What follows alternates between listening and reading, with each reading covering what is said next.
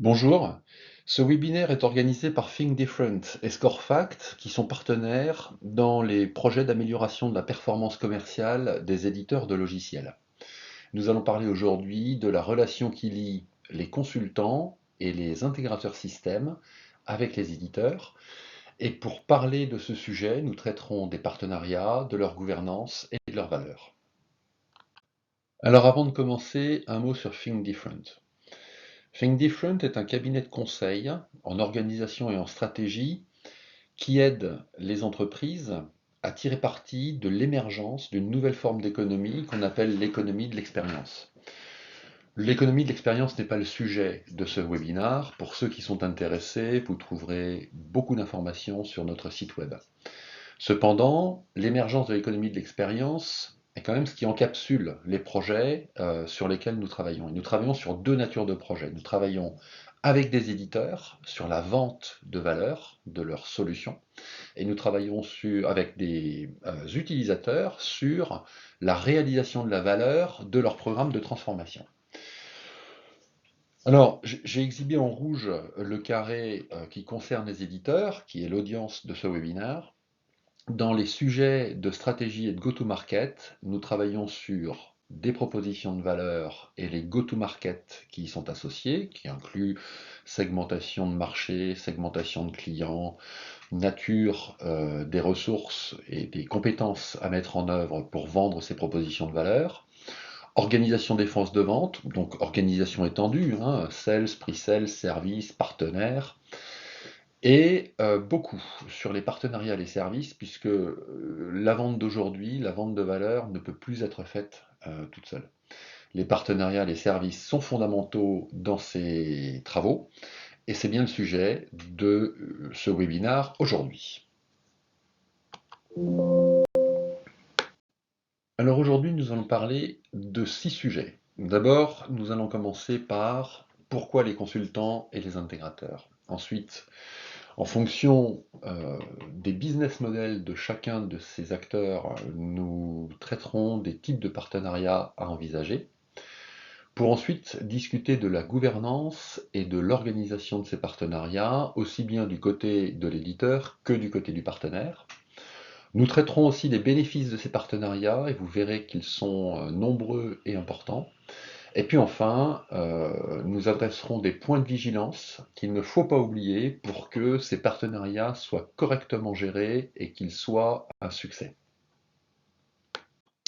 Alors, pour comprendre pourquoi il est nécessaire pour les éditeurs de travailler avec des consultants et des intégrateurs système, il faut revenir à ce qu'est un projet technologique. Et euh, il ne faut jamais oublier qu'un projet technologique est avant tout un projet qui sert des besoins métiers qui sont au service d'une stratégie. Donc ces projets se structurent toujours en 3 phases. La première phase, c'est la phase du pourquoi, la raison d'être du changement. Le why, c'est le statut, la cible, le business case, le bien fondé d'un changement. La deuxième phase, c'est le quoi. Quelle est la solution étendue, c'est peut-être une solution qui est une combinaison de plusieurs solutions euh, qui va permettre de mettre en œuvre le changement qui a été acté et décidé dans la phase du pourquoi. Et une fois qu'on a répondu au pourquoi et au quoi, alors vient la phase du comment, qui est la manière de déployer la solution, de la mettre en œuvre et de faire en sorte que les équipes l'utilisent. Donc ces 3 phases, pourquoi, quoi, comment, why, what, how, sont les 3 phases qui vont nous expliquer pourquoi il est nécessaire de travailler avec des consultants et des intégrateurs et qui va faire quoi à quel moment.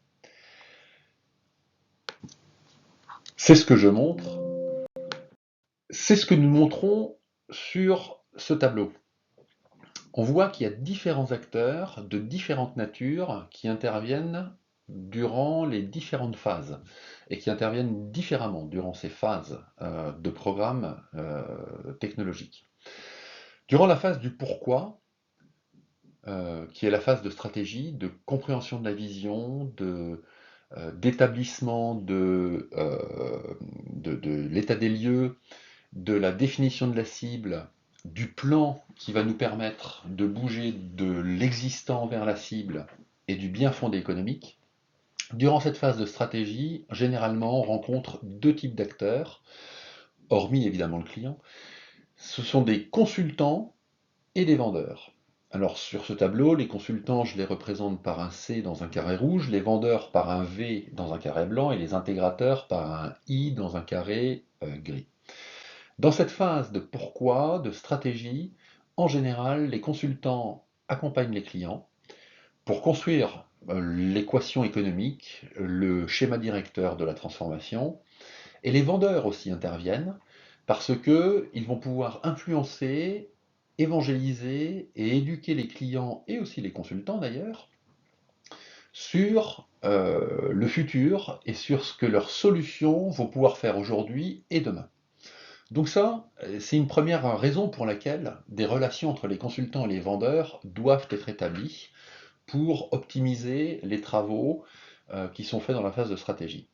Une fois que le pourquoi est défini et qu'on a décidé d'investir, dans la phase du quoi, qui est de la phase de la sélection de la solution, les consultants réinterviennent, parfois, pas toujours, mais souvent, pour aider le client à comprendre l'état du marché, l'état des offres, à rédiger des appels d'offres, à les dépouiller et à remplir des grilles de sélection de solutions qui vont assurer le client que la solution qui sera choisie sera la solution optimale compte tenu de son besoin défini dans la phase de stratégie.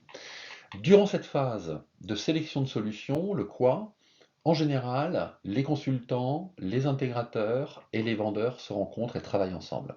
Les consultants pour les travaux que je viens de mentionner, les intégrateurs viennent pour présenter leurs offres, leurs solutions de déploiement, leurs compétences, et les vendeurs viennent présenter leurs offres techniques, faire des démonstrations, faire des pilotes, et puis convaincre le client de la raison pour laquelle leur solution est la meilleure. Une fois que la solution est choisie, on rentre dans la phase du comment. Comment est-ce qu'on va déployer ce projet? Comment est-ce qu'on va déployer le changement? Et là, dans cette phase du comment, il y a plusieurs chapitres qu'on vient d'adresser. Le premier chapitre, c'est le chapitre des besoins métiers, sur lequel les consultants réinterviennent. En général, c'est du dessin de process, de la reconception de processus industriels et de l'organisation. Typiquement un travail de consultant. Sur ces sujets, les intégrateurs purs ont peu de choses à dire et les vendeurs non plus. Dans la phase d'implémentation technique, de déploiement technique, là, il va falloir qu'on parle d'architecture, de configuration, de développement spécifique, d'interface avec l'existant. C'est bien ça le rôle d'un intégrateur, hein, c'est d'intégrer une solution avec un système existant. Et là, c'est une zone d'interaction forte entre les intégrateurs qui intègrent et les vendeurs. Beaucoup sur la phase d'architecture, parce que le vendeur est quand même le spécialiste de l'architecture de sa solution, et il va travailler avec l'intégrateur. Et dans les phases de configuration, de développement spécifique, de développement d'interface, l'intégrateur fait son travail, le vendeur peut le faire aussi, et c'est une raison supplémentaire pour laquelle les intégrateurs et les vendeurs doivent se parler. Ces phases de définition des besoins métiers détaillés et d'implémentation, de déploiement technique doivent être gouvernées. La gouvernance est l'occasion de voir réapparaître le rôle d'un consultant qui bien souvent est une partie neutre entre le comité de pilotage qui rassemble le client, l'intégrateur qui rend compte de ce qu'il fait et le vendeur qui explique comment sa solution est déployée. Donc, durant ces phases de gouvernance qui durent toute la longueur du projet, tout le temps du projet, il y a nécessité d'avoir une relation entre le consultant, l'intégrateur et le vendeur. Et puis enfin, toutes ces solutions technologiques dont on a dit qu'elles servent des besoins métiers et des stratégies métiers vont devoir faire l'objet d'un travail de gestion du changement qui ne se limite pas à de la formation des utilisateurs. Bien souvent, on confond le change management avec simplement la formation. La formation en est une partie, mais elle ne se limite pas à ça. La formation est souvent prise en charge par le vendeur, puisque quand même, qui mieux que lui sait se servir de sa solution. Mais bien souvent, c'est phases de gestion du changement sont aussi des moments durant lesquels il faut communiquer à l'organisation, il faut mobiliser l'organisation pour qu'elle s'approprie la nouvelle solution, pour qu'elle sache travailler avec. Dans ces phases, il faut aussi reconnaître les acteurs du client qui sont plutôt promoteurs, d'autres qui sont neutres, d'autres qui sont plutôt des ennemis et des réfractaires au changement. Et il faut travailler sur ces aspects pour s'assurer du succès global de l'opération. Et ça, c'est typiquement un rôle de consultant. Donc on le voit dans ces trois phases, pourquoi, quoi et comment, il y a nécessité d'établir des relations entre les consultants, les vendeurs et les intégrateurs. Alors on sait tous que finalement la relation intégrateur-vendeur n'est pas nouvelle. SAP qui vend de l'ERP, puis comme tous les vendeurs de RP qui vendent de l'ERP depuis 30 ans le savent bien, euh, un partenariat fort et intime entre le vendeur de solutions et l'intégrateur est source de revenus, de réussite, de succès des projets. Ce qui est nouveau, c'est l'apparition des cabinets de pure stratégie dans cet écosystème. Traditionnellement, les cabinets de pure stratégie travaillaient sur des stratégies et n'établissaient pas de relation de partenariat avec les vendeurs de technologie. Les choses changent depuis très peu de temps. Je vous montre ici des extraits d'articles et d'annonces qui sont apparus en début 2023 et qui font état d'une communication officielle de McKinsey et des SAP, par exemple. McKinsey, qui est un cabinet de stratégie, le premier cabinet de stratégie le plus connu, BCG et SAP également, font état, communiquent, publient, mettent sur la table une relation de partenariat qui les lie avec SAP. Et ça, c'est un grand changement, puisqu'on ne le voyait pas il y a encore quelques années. Ce que j'essaie de dire, c'est que les cabinets de conseil rentrent en force dans ces écosystèmes avec les vendeurs de solutions technologiques. Donc, SAP McKinsey, on l'a vu, on peut parler de Deloitte et Oracle qui établissent une relation stratégique, Capgemini et Dassault Systèmes pour les transformations industrie du futur, PLM et engineering des entreprises, Deloitte et Siemens pour les mêmes raisons, Accenture et ServiceNow, ServiceNow qui est une plateforme de plateforme, et Accenture qui travaille avec ServiceNow, non plus seulement sur les sujets de management des systèmes d'information, qui était le cœur de l'activité de ServiceNow au début, mais sur la plateformisation des entreprises sur la plateforme ServiceNow qui va fluidifier les informations. Et ça, c'est bien des sujets business, hein, c'est bien des sujets d'amélioration opérationnelle, de fluidification de l'information. On n'est plus dans la technologie, on est dans les opérations et dans le modèle opératoire des entreprises.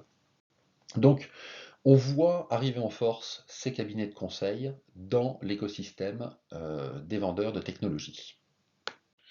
Alors maintenant qu'on a compris pourquoi, ou qu'on voit qu'il est nécessaire d'établir des relations assez proches et intimes entre les cabinets de conseil, les intégrateurs et les vendeurs, réfléchissons au type de partenariat qu'il faut envisager. Et on va le voir, ces types de partenariats dépendent du business model des partenaires eux-mêmes. Alors pour mettre en évidence les trois types de business model, de modèles d'affaires des différents partenaires avec lesquels on peut travailler, je vous montre ici l'exemple d'un Accenture en 2016 qui rassemblait à peu près 350 000 personnes. Aujourd'hui, ils sont le double, hein, c'est plus de 700 000, mais qui exhibe bien les rôles des différentes entités, conseil, intégration de système. Accenture est un consultant intégrateur. C'est-à-dire qu'il a des forces de conseil, celles que vous voyez à gauche, 5000 consultants à l'époque en stratégie, 30 000 en management consulting, qui est process et organisation, 35 000 dans l'entité Accenture Digital, qui est l'inclusion de solutions technologiques et de la digitalisation des affaires dans les schémas directeurs des clients. Donc ces 70 000 ressources en 2016 sont des consultants, et ce ne sont pas des intégrateurs. Mais le modèle d'Accenture, c'est de faire des promesses end-to-end à leurs clients en leur disant je peux travailler avec vous sur la stratégie et je peux la déployer et vous livrez clé en main une solution qui tourne et qui vous rapporte tel retour sur investissement. Donc Accenture a, en plus de ses purs consultants, des ressources d'intégration de système. À l'époque, 170 000 en technologie. Les technologies, c'est de l'intégration, c'est du travail, alors soit sur les IT, soit des sujets d'infrastructure, soit vraiment des sujets d'intégration d'un SAP ou d'autres solutions dans l'existant d'un client. Et puis 100 000 ressources qui font du business process outsourcing et de l'infrastructure outsourcing, de l'IT outsourcing. Donc ça, c'est un métier de pur intégrateur système. Et en fait, on le voit dans l'offre de valeur d'Accenture, qui est, je le répète, d'offrir un service end-to-end, de la stratégie jusqu'au déploiement et à la réalisation de valeur. Les consultants en stratégie, en organisation, travaillent sur des projets qui vont ensuite mobiliser les forces de l'intégrateur Accenture dans le déploiement de ces solutions. Donc c'est un modèle complet. Alors, c'est le modèle d'un Accenture, c'est le modèle d'un Capgemini, mais c'est pas le modèle d'un pur consultant et ça n'est pas le modèle d'un pur SI. Et on va voir que les relations que les vendeurs établissent avec les uns ou les autres dépendent de ces modèles d'affaires. Si je commence par le modèle du consultant, du pur consultant en stratégie, le pur consultant en stratégie est là pour conseiller des clients sur les meilleures solutions qui vont résoudre leurs problèmes. Les purs consultants sont là aussi pour gérer les programmes de transformation, en assumer la gouvernance et répondre au comité de pilotage, faire du programme management. Et c'est du stratégique programme management. Et puis enfin, les purs consultants sont des personnes qui doivent être neutres pour donner le meilleur conseil à leurs clients. En d'autres termes, on ne va pas pouvoir compter sur des purs consultants pour faire du business développement avec le vendeur. Parce que le pur consultant, ce qu'il attend, c'est d'être en connaissance des solutions du marché et c'est de pouvoir éduquer et évangéliser ses clients sur le futur. Donc on va faire du market développement avec un pur consultant. On va travailler avec les purs consultants pour qu'ils connaissent nos solutions, qu'ils connaissent les roadmaps, qu'ils sachent notre vision, nous en tant qu'éditeurs, de notre vision du marché et des solutions que l'on vend. Ils vont pouvoir, avec nous, évangéliser, couvrir et développer les marchés avec à une échelle que nous, on ne peut pas atteindre, puisque McKinsey, c'est 17 000 personnes, par exemple. Donc on peut développer les marchés avec eux et évangéliser les marchés en les utilisant comme un bras de marketing stratégique. On travaille avec eux aussi pour s'assurer d'être consulté lorsqu'il y a des projets sur lesquels on peut être positionné. Pour être consulté, il faut que les consultants connaissent nos solutions et sachent qu'on existe. Et puis ensuite, on peut travailler avec eux, et il faut le faire, pour assurer le succès du programme lors du déploiement, puisque le consultant va être la partie neutre entre le comité de pilotage, l'intégrateur et le vendeur, qui va conseiller son client sur les orientations à suivre dans le déploiement. Donc là, il est nécessaire d'établir des relations avec les consultants pour assurer le succès global du programme. Un pur intégrateur système, au contraire d'un consultant, est un acteur qui va déployer des solutions. Le consultant ne les déploie pas. Le consultant travaille sur la phase de stratégie et sur la phase de gouvernance. L'intégrateur déploie, il intègre. Il fait de la configuration, il fait de l'architecture, il fait du développement spécifique, il fait des interfaces. La valeur ajoutée d'un pur intégrateur, et j'insiste sur le mot pur, c'est d'avoir des ressources compétentes et nombreuses sur une solution technologique. Sa valeur ajoutée, c'est d'exceller dans la livraison des projets et d'optimiser le triptyque coût, délai, qualité dans le déploiement et les intégrations. En d'autres termes, la relation que l'éditeur va établir avec l'intégrateur système est une relation d'extension des forces de service de l'intégrateur. Il va, grâce à ce partenariat, garantir la disponibilité de ressources sur une géographie donnée, de ressources compétentes dans le déploiement et l'intégration de ces solutions, et il va garantir l'optimisation des coûts, des délais et de la qualité de l'intégration qui fait partie du TCO, du Total Cost of Ownership d'un client, euh, de la solution qu'il achète. Donc la relation avec un intégrateur pur, entre un intégrateur pur et un éditeur, est une relation d'extension des forces de service de l'intégrateur. Et enfin, on trouve des consultants intégrateurs qui, comme je l'ai expliqué précédemment, couvrent l'ensemble du spectre des services, de la stratégie jusqu'à l'intégration. Leurs propositions de valeur, ce sont des promesses de retour sur investissement. Euh, et donc, avec eux, on va pouvoir faire du business développement. Leur objectif, c'est de vendre des solutions de bout en bout qui résolvent des problèmes clients ou qui répondent à des questions et à des besoins, en alimentant des ressources d'intégration par des projets vendus pour les consultants. Ils ont des consultants qui vont être mobilisés pour positionner des projets sur lesquels leur côté intégration est pertinent et compétent. Avec ces acteurs, les éditeurs peuvent former et certifier des ressources d'intégration de manière à ce que les consultants en organisation et en stratégie du consultant intégrateur aient une incitation à trouver des projets qui vont staffer ces ressources d'intégration. Et c'est en ce sens qu'on peut faire du business développement avec eux. Ils vont pouvoir agir en tant que force d'avant-vente métier, d'avant-vente en vendant la valeur métier de nos solutions auprès des clients. Donc on le voit au total, la nature des partenariats noués dépend du business model du partenaire. Je le résume, 3 phases d'un projet, pourquoi, quoi, comment, différents acteurs, consultants en stratégie, pur intégrateur, consultant intégrateur système, en fonction des modèles d'affaires des partenaires et du besoin du vendeur de solutions, on va développer des partenariats qui répondent à une intention stratégique, typiquement faire du market dev avec les consultants, faire de l'extension de force de service avec les purs intégrateurs, faire du business développement avec les consultants intégrateurs système. Alors voilà, maintenant qu'on a compris pourquoi il est nécessaire de travailler avec des consultants et des intégrateurs dans les différentes phases d'un projet, et qu'on a compris que le modèle d'affaires des différents partenaires est un critère de sélection de la nature de partenariat ou de définition de la nature de partenariat qu'on va nouer avec eux, posons-nous la question de la gouvernance et de l'organisation des partenariats. Comme dans tout, comme dans tous les projets, la gouvernance et l'organisation sont des points essentiels pour que ce que l'on construit fonctionne. On va voir comment.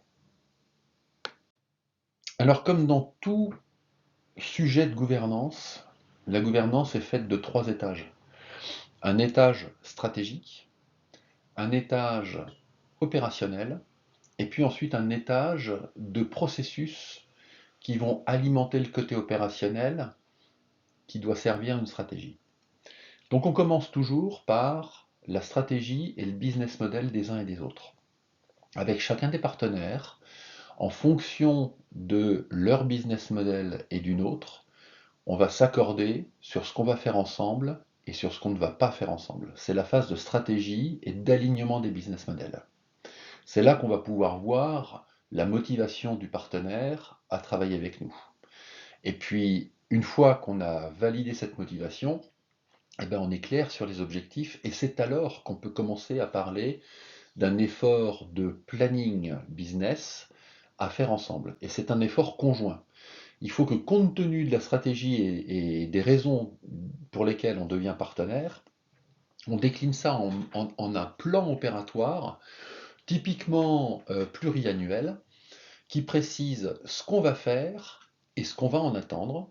Donc c'est un plan qui n'est pas que qualitatif, c'est aussi un plan quantitatif qui va citer des actions, qui va citer peut-être des clients et qui va mettre des objectifs chiffrés en face des différentes actions.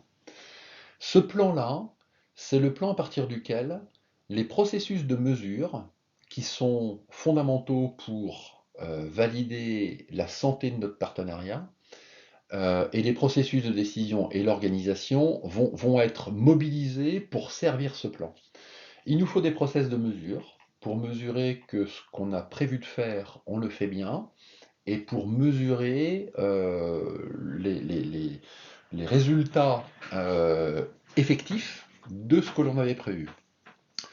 Il faut établir un processus de décision parce que il y a des moments où on ne sera pas d'accord, il y a des moments où il y aura potentiellement des risques de conflit, il y a des moments où la mesure va montrer qu'on n'est pas au plan, et donc il va falloir qu'on se remette autour de la table pour se dire bah, qu'est-ce qu'on fait pour corriger ça? Et tout ça, ça doit s'organiser dans des processus de décision, puisque à la fin des fins, quand il faut prendre une décision, c'est bien une allocation de ressources, une allocation de moyens qu'il faut qu'on décide, et cette décision doit être prise conjointement. Et puis enfin, il y a une organisation des ressources que le partenaire et que l'éditeur vont devoir mobiliser pour faire vivre ce partenariat. Cette partie-là est très importante. Il n'y a pas de partenariat sérieux s'il n'y a pas des ressources dédiées ou au moins mobilisées pour faire vivre ce partenariat. Alors on vient de le dire, l'organisation, les ressources que je mobilise pour faire vivre ce partenariat sont fondamentales, sont très importantes. Je vous exhibe ici un modèle de business développement avec des purs CSI. L'exemple est celui d'une multinationale, éditeur de logiciels, avec des revenus importants, 3 milliards d'euros, 3 milliards de dollars, des solutions métiers très innovantes sur des marchés en forte croissance. Alors, les partenariats étaient noués avec des acteurs globaux, comme un Accenture, un Capgemini, et puis aussi avec des acteurs locaux, très spécialisés, peut-être même très géographiques, qui ne pouvaient pas faire l'objet d'une alliance globale, puisque ce sont des partenaires locaux. Donc il y a deux étages à cette organisation. Un étage corporate qui s'occupe des relations monde globales avec les partenaires qui sont globaux et qui trouve des relais locaux avec, dans les géographies, des relais de management du partenariat qui vont non seulement s'assurer que le plan global est déployé localement comme il le faut, mais qui vont aussi gérer les relations avec les intégrateurs et les consultants locaux qui ne sont que locaux. Donc, euh, géographiquement, il est nécessaire d'allouer des alliance managers ou des partner managers, on peut l'appeler un peu comme on veut, bien qu'il y ait une différence entre alliance et partenariat. Et ces partner managers qui ont une valence plutôt de direction générale, de vision, mais aussi d'opération de vente et de mobilisation de ressources de vente chez les uns et chez les autres pour faire avancer un programme et un projet, doivent être secondés par des experts techniques dédiés à ce partenariat et qui vont assurer la communication des roadmaps techniques aux partenaires pour qu'ils soient au courant de ce qu'on va faire à l'avenir et de la valeur proposée par nos solutions. Des partenaires techniques, donc des responsables de l'alliance technique qui vont s'assurer de la formation et de la certification de nos partenaires, qui vont pouvoir eux-mêmes s'appuyer sur un centre d'excellence qui lui a une vocation globale. Et puis enfin, ces mêmes partenaires techniques, pardon, ces mêmes partenaires, ces mêmes partner managers côté technique, les alliances technical managers, qui dans le cours du déploiement des projets, euh, quand ils identifient ou quand le partenaire identifie un problème technique, sont les relais qui vont travailler avec les experts techniques chez l'éditeur, avec la R&D peut-être, pour résoudre des problèmes. Alors encore une fois, ça c'est la photo de l'organisation pour une multinationale. Pour une entreprise de plus petite taille qui n'opérerait que sur une géographie, Euh, Évidemment, il n'y aura pas d'organisation globale, mais ce qui est vrai géographiquement sur ce transparent, le reste pour ces acteurs locaux qui vont avoir besoin de mobiliser des ressources de partner management et de technical partner management pour s'assurer que la vie des projets qui sont co-gérés entre le partenaire et l'éditeur ben, se déroule bien. Et alors, mobiliser des partner managers et des technical alliance managers n'est pas suffisant chez l'éditeur. C'est important, c'est fondamental, mais un autre aspect fondamental est d'aligner l'organisation des services de l'éditeur avec les services fournis par l'intégrateur ou même le consultant. Alors c'est très important parce que si on n'y prend pas garde, si on n'organise pas le nouveau modèle de service de l'éditeur en fonction de ces nouveaux partenaires qui apparaissent dans l'écosystème, on risque fort de se heurter à des conflits typiques qui sont Monsieur le partenaire manager chez l'éditeur, vous me faites venir dans mon écosystème des gens qui sont mes compétiteurs. Ça ne peut pas marcher. Donc il faut définir à l'avance les terrains de jeu entre les forces de service de l'éditeur et les forces de service de l'intégrateur. Il faut qu'on s'accorde sur qui fait quoi pour que l'organisation des services ne voit pas l'intégrateur comme un concurrent, mais comme une extension de sa capacité de service. Bien souvent, cette segmentation se fait sur la maturité des solutions. Effectivement, sur des solutions très mûres, bah, l'éditeur a intérêt à travailler avec l'intégrateur qui sera souvent moins cher, plus efficace et qui proposera une couverture plus large des territoires.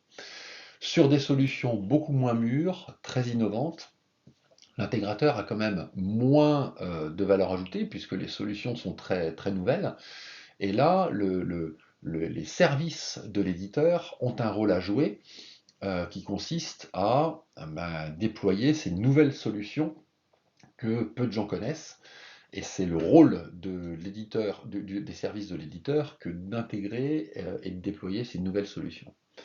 Donc le modèle des services du fabricant doit être adapté à l'écosystème de partenariat.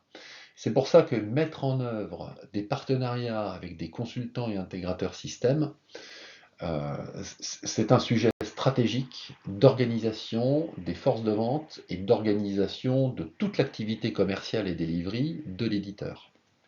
On va impacter les forces de vente, les forces d'avant-vente et les forces de service. C'est un point très important. Et puis enfin, pour s'assurer du bien fondé de cette stratégie de partenariat, il est fondamental de mettre en place des points de mesure qui montrent et qui démontrent que le partenariat a un sens, est utile et est porteur de valeur.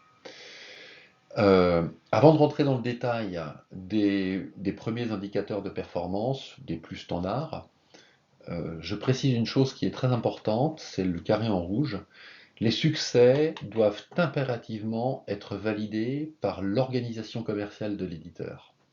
Parce que si on ne fait pas ça, on peut se retrouver dans une situation où les vendeurs de l'éditeur disent bon, c'est les partner managers qui prétendent que ce deal a été signé grâce à ce partenaire, mais moi, sans le partenaire, j'y serais arrivé aussi.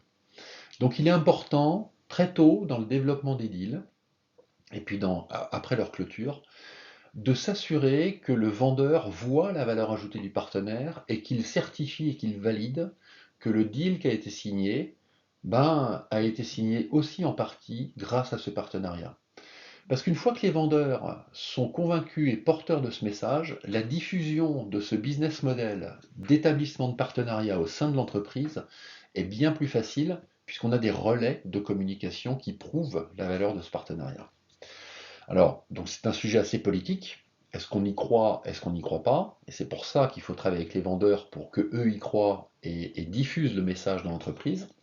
Mais il faut aussi le mesurer pour que ça ne soit pas que un sujet politique et qu'on puisse attacher des chiffres précis à cette relation, qu'on puisse la valoriser de manière non discutable. Et la manière de la valoriser, c'est quand même aussi de segmenter les deals qu'on gagne en trois segments principaux. Le premier segment, celui du bas, le source business, c'est typiquement le business qui nous a été amené par le partenaire et qu'on n'aurait pas vu sans le partenaire. Donc c'est typiquement du business qu'un CSI, consultant intégrateur système, peut nous avoir amené parce qu'il a des relations avec des clients que nous n'arrivons pas encore à atteindre. Des opportunités purement dues à notre partenariat qu'on n'aurait pas eu autrement.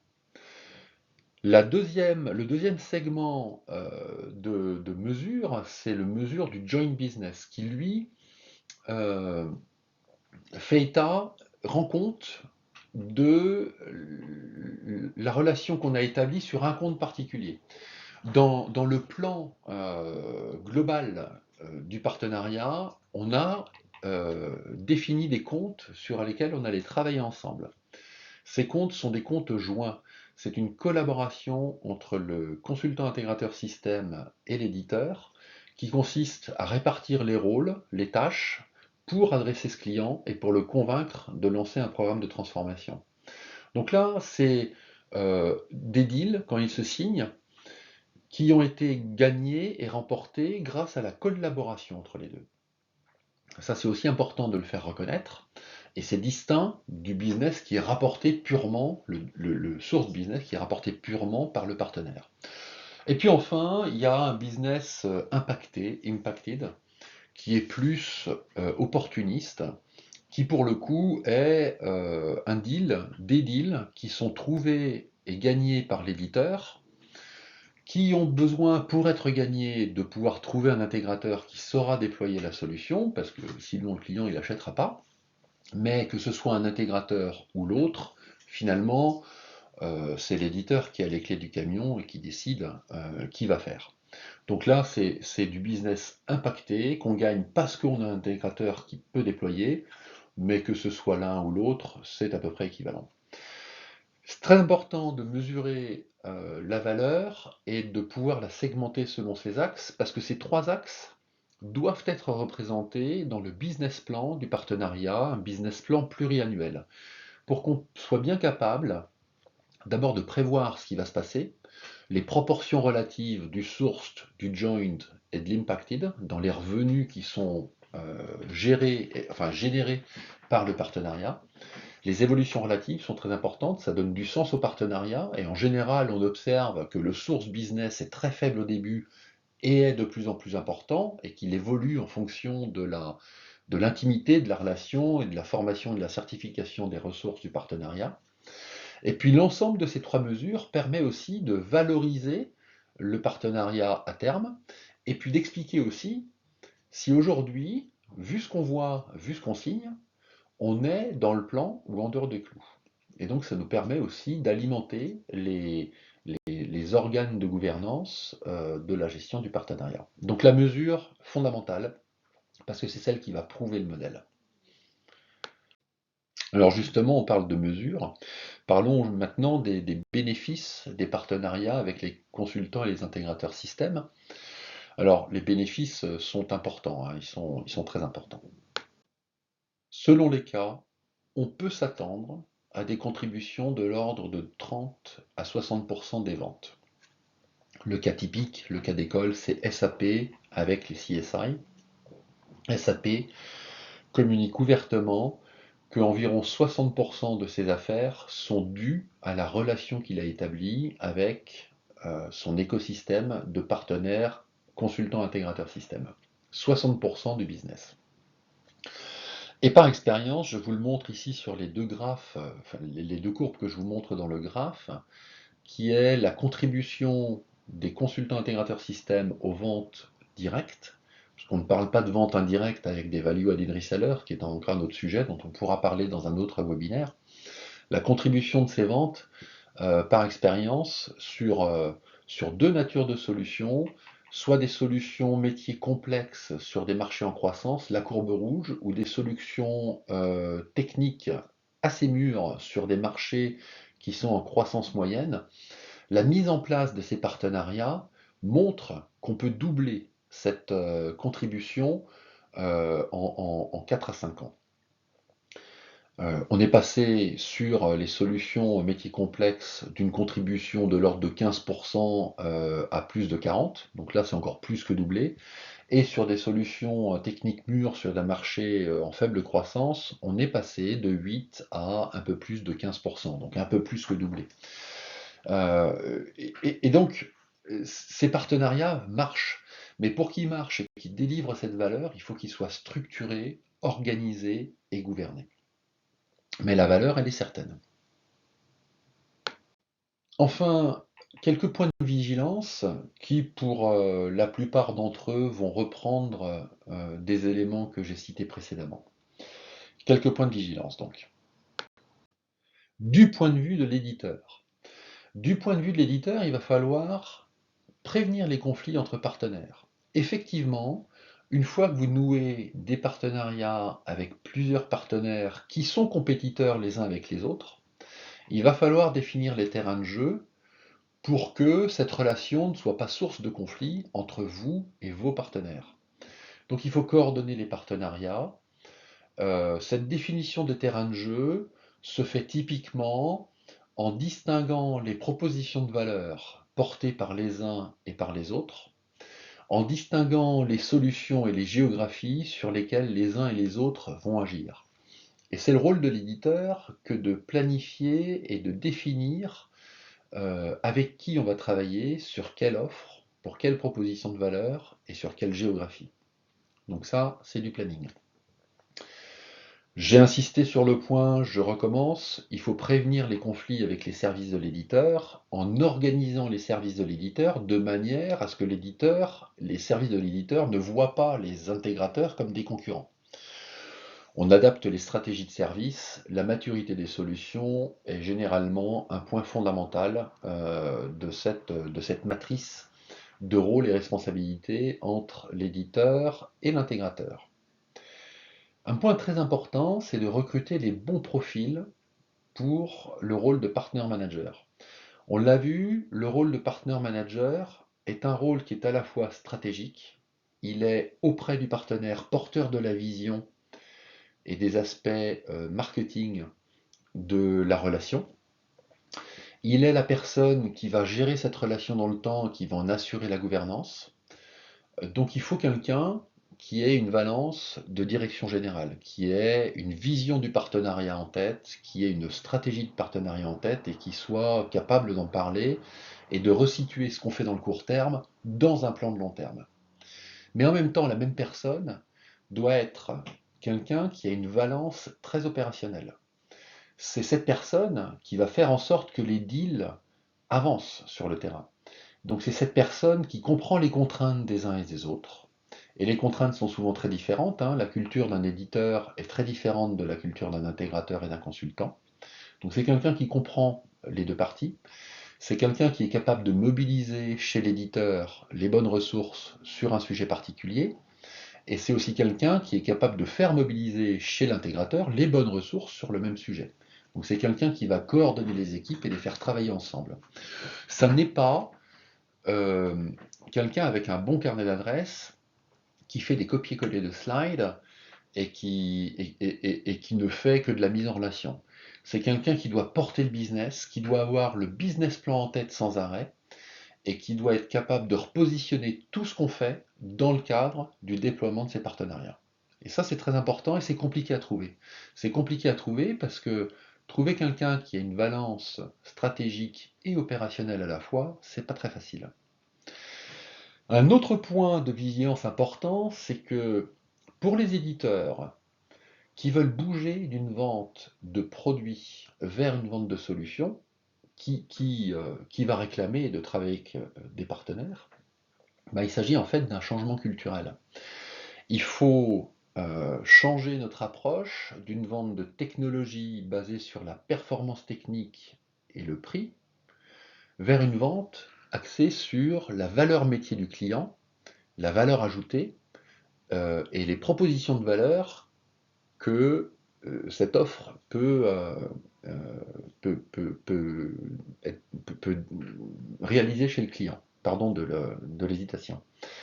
C'est un changement culturel euh, parce qu'il faut finalement donner une perspective à ce partenariat en tant que contributeur à la stratégie de l'éditeur. Donc c'est un sujet de direction générale.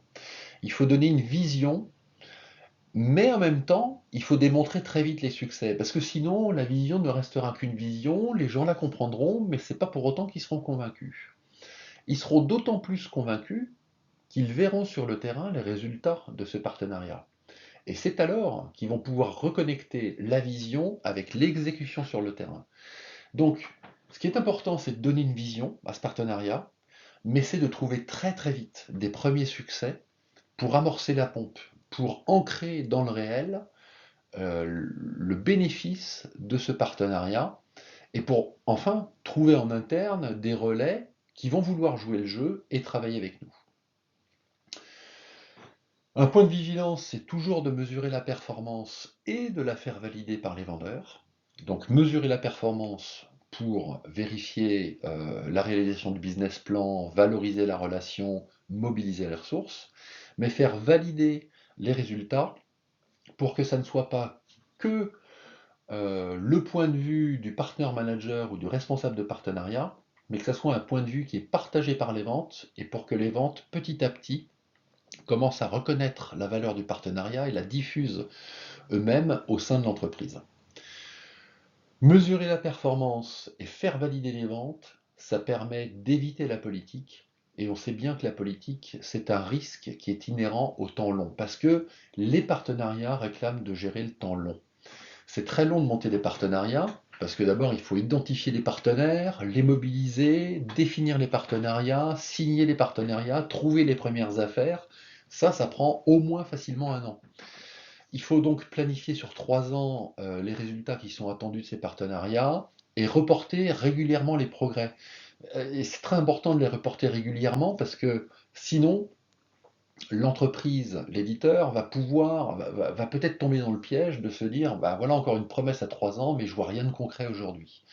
Il faut que le concret soit reporté très fréquemment et dès le début du partenariat.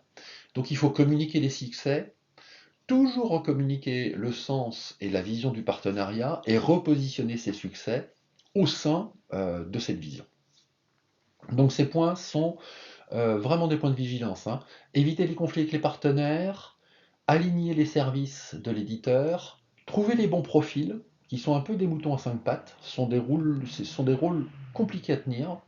Gérer le changement culturel chez l'éditeur, c'est donc un sujet de direction générale, et la direction générale doit être mobilisée pour la mise en œuvre de ces partenariats, mettre en place des mesures de performance et y associer les vendeurs sur le terrain pour les convaincre, et puis gérer le temps long à l'aide d'un plan pluriannuel et de report, de reporting d'activités fréquents. Voilà, je vous remercie pour votre attention. Euh, Vous pouvez trouver plus d'informations sur notre site internet thinkdifferent.com. Et puis, je précise ici que nous faisons ce webinaire conjointement avec Scorefact. Scorefact qui est un acteur de la mesure de la performance commerciale des éditeurs. Think Different qui est un acteur de la transformation commerciale des éditeurs. Et c'est en ce sens que notre partenariat a beaucoup de sens, puisque Scorefact collecte des informations, les analyse, identifie les points d'amélioration. Think Different peut mobiliser des consultants pour travailler avec les éditeurs sur la résolution des problèmes exhibés par ces points d'amélioration. Je vous remercie pour votre attention.